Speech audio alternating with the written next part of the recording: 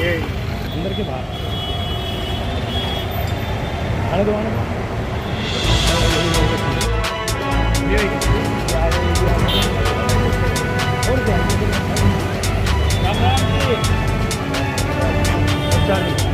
भाई क्या है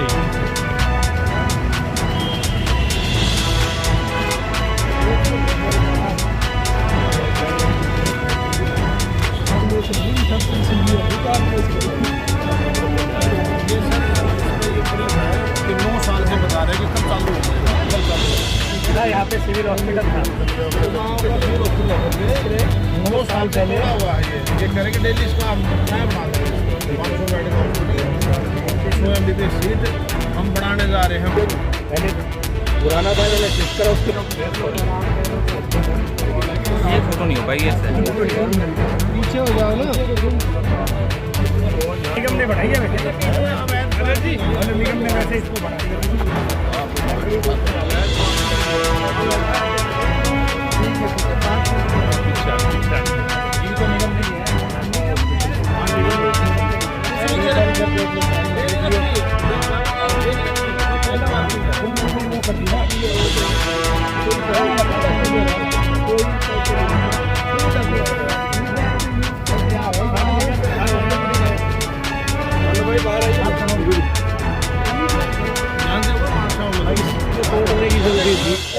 बड़े नेताओं के साथ तमाम कार्यकर्ता भी यहाँ पर आज देखने आए हैं। अस्पताल की जगह पार्किंग बन गई है। देखिए, आज जो ये सामान्य अस्पताल था यहाँ पर, इस जगह का दौरा करने के लिए आए थे। जिस प्रकार आप देखिए कि पार्किंग यहाँ पर अस्थायी रूप से बना दी।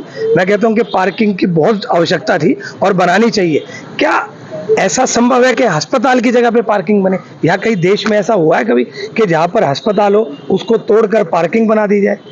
आज इंसान की जान से ज़्यादा क्या पार्किंग की ज़रूरत है? तो आप पार्किंग बनाइए, कहीं भी बनाइए, लेकिन अस्पताल जहाँ था, हमें गुड़गांव को आज वहीं पर अस्पताल चाहिए।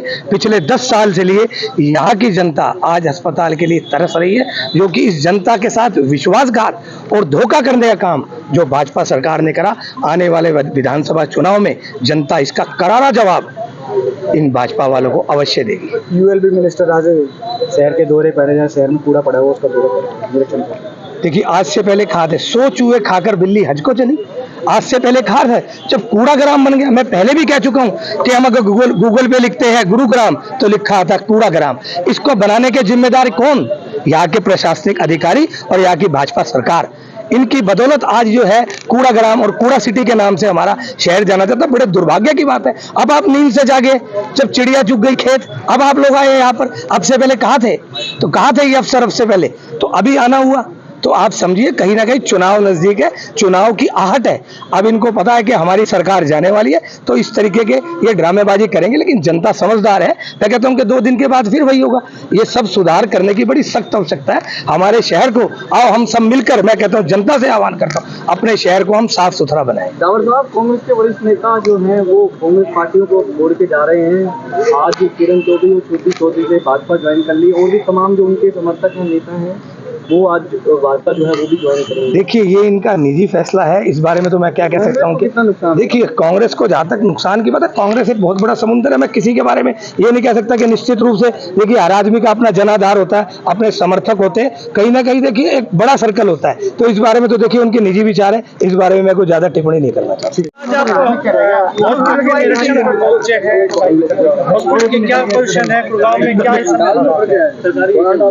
मैं बहुत दिनों से देख रहा था यहाँ कि इसका गेट बना हुआ सामान्य नागरिक अस्पताल, तो मुझे लगा मैं अंदर जाके देखूं।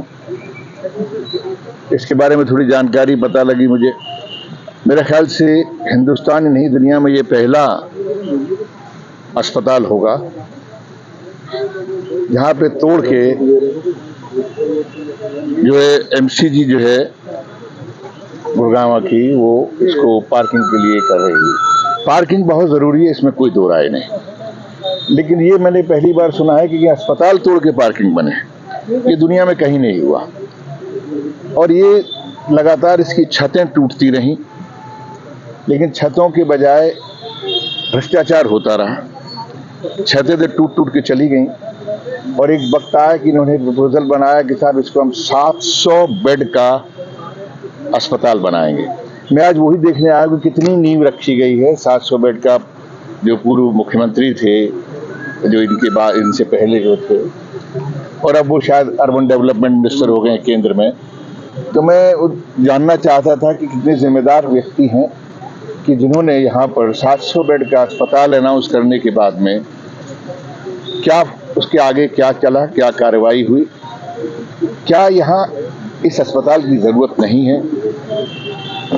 और मुझे इसलिए भी इस बात के लिए नजर आया कि मुझे जरूर जाना चाहिए, क्योंकि चुनाव में मैंने ये मुद्दे उठाए थे, यहाँ की जो समस्याएं उनके लेकर मुद्दे उठाए थे, और उन मुद्दों का असर ये हुआ कि मैं जैसे ही मैंने धन्यवाद टूर खत्म किया और मैंने यहाँ के अधिकारियों से टाइम मांगा, और मैंने सबसे पहला मुद्दा सफाई का, क्योंकि जो बरसात आ रही है उसके लिए ये तमाम चीजें जो हैं इतनी जरूरी हैं।